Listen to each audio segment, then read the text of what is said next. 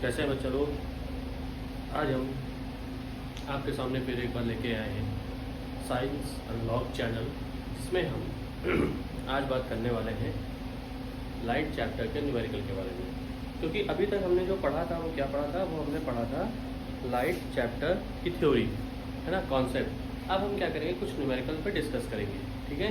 तो आइए आज हम डिस्कस करते हैं न्यूमेरिकल्स के बारे में। तो सबसे पहले कुछ न्यूमेरिकल्स उठाते हैं, ठीक है। तो हमारा जो अभी लाइट चैप्टर के न्यूमेरिकल्स हमने मिरर के मतलब रिफ्लेक्शन के कर लिए थे। अब हम रिफ्रैक्शन जो है थ्रू लेंसेज उसकी हम बात करेंगे, ठीक है। तो जो हमारा न्यूमेरिकल्स का पोर्शन है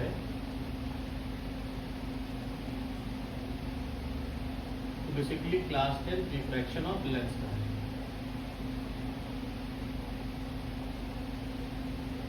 किसका है? रिफ्रैक्शन ऑफ लेंस, ठीक है ना। आइए देखिए क्या कहता है कि if an object of 5 centimetre is placed, if an object of 5 centimeter height is placed at a distance of 15 centimeter from a convex lens। कौन सा लेंस? कॉन्वेक्स लेंस, ठीक है ना। और फोकल लेंथ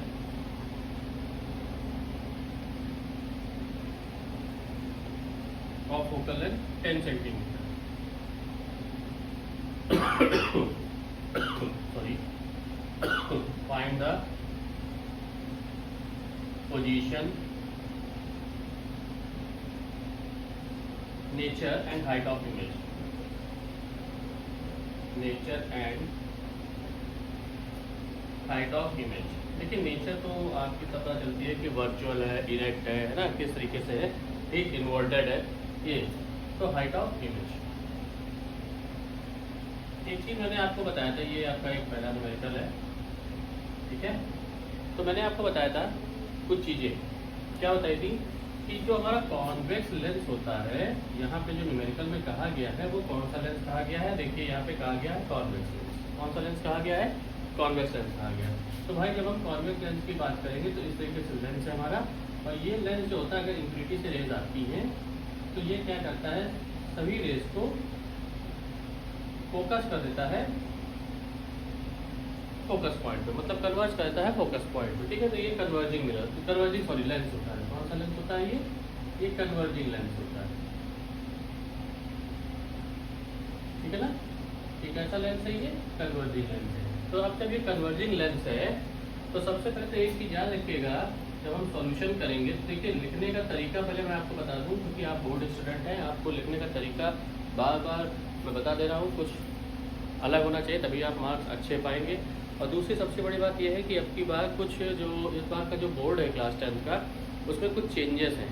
तो इस वजह से आप लोग बिल्कुल दिमाग में बैठा रखें कि किस तरह से क्या चेंजेस है, हमको उस पर काम करना है। इसलिए न्यूमेरिकल पोर्शन को बहुत अच्छे से अटेम्प्ट करना है। आइए भाई देखिए क्या है कि गिवन जो हमारा है वो गिवन क्या है, if an object of 5 centimetre height, तो HO ऑब्जेक्ट की हाइट वो है 5 सेंटीमीटर। ऑब्जेक्ट की हाइट हमेशा पॉजिटिव होती है, ठीक है ना।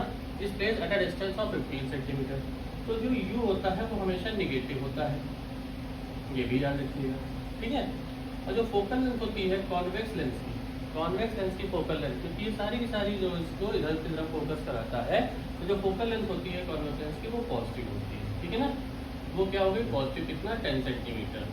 तो अब जब ये 10 सेंटीमीटर हो गया तो हमें find the position, nature and height of image, वो हमें पता करनी है। मतलब अगर सीधा सीधा देखा जाए तो हमें पता क्या करनी है, हमें HI पता करनी है, ये नहीं पता है, हमें V पता करनी है, ये नहीं पता है, और उसका नेचर पता करना है। तो सबसे पहले हम क्या करेंगे, हम जानते हैं फ्रॉम लेंस लॉ। अब देखिए लेंस लॉ मतलब लेंस फॉर्मूला, है ना, लेंस फॉर्मूला। क्या करना है हमको? लेंस का फॉर्मूला लिखना है। याद रखिएगा इस तरीके से जब आप एग्जामिनर के सामने अपना आंसर रखते हैं तो एग्जामिनर इम्प्रेस होता है और वो आपको मार्क्स जो है जिस तरह से कॉपी चेक करेगा तो उसमें वो गलतियां नहीं निकालेगा। भाई उसके सामने आपके सामने सब चीज़ें हैं, है ना, आपने तो हर एक चीज़ उसके सामने रख दी है। तो ये चीज़ याद रखिए, जितना ज़्यादा हो सके उसके एग्जामिनर के लिए काम आसान कर दीजिए भाई। ये देखिए, ठीक है ना, ये आपने लेंस लगा दिया, सॉरी लेंस का फॉर्मूला लगा दिया। अब आप देखिए आपको निकालना v है, तो सबसे पहले रीअरेंज करिए। अब आप जानेंगे since 1/f plus 1/u is equal to 1/v। वैसे से हमने इस वाले टर्म को इधर ले आए, रीअरेंज कर दिया। अब क्या होगा कि 1/v is equal to 1/f। देखो भाई अब किसी देर को निकालना तो हमने ये कर दिया। अब क्या करेंगे, तो देयरफॉर वैल्यू पुट करेंगे 1/v इज इक्वल टू आपका आ जाएगा 1/, भाई f जो है वो पॉजिटिव का हो जाएगा और ये निगेटिव का है तो माइनस, तो ये पॉजिटिव और यहाँ माइनस का 15, तो ये क्या बन जाएगा, ये बन जाएगा 10 और ये बन जाएगा माइनस का 15। ठीक है ना भाई, एलसीएम लेंगे तो दोनों का आएगा एलसीएम 30। ठीक है, इसका आएगा 3 और इसका आएगा 2।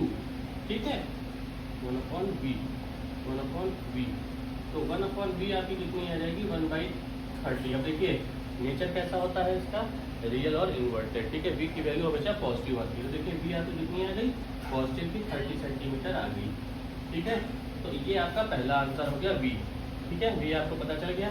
अब आप जब यहाँ पे लिखेंगे नेचर, क्या लिखेंगे, नेचर, तो नेचर होगा रियल, इन्वर्टेड। ठीक है ना, ये होगा रियल और इन्वर्टेड। ठीक, अब जो देखिए इसके दुगने पे मिली है, डबल पे, ऑब्जेक्ट जितना है उसके डबल पे मिली। भाई ये 15 है, ये 30 पे मिली है।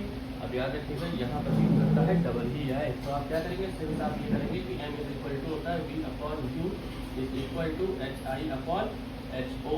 तो आपको रखना क्या है, आपको रखना है 30 बाई माइनस का 15, hi आपको नहीं पता है, ये आपका हो गया कितना, ये आपका हो गया 5।